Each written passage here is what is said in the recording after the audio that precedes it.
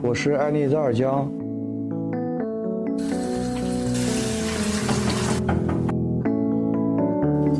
我是土生土长的阿图市小伙。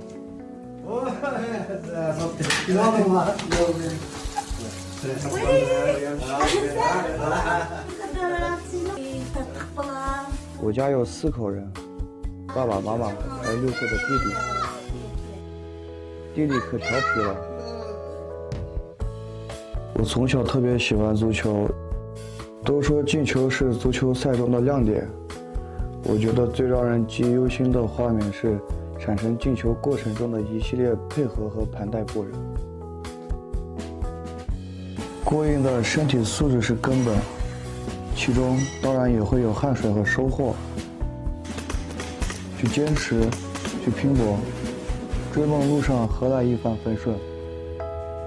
家是梦想的萌芽，家人是你在路上最坚强的后盾。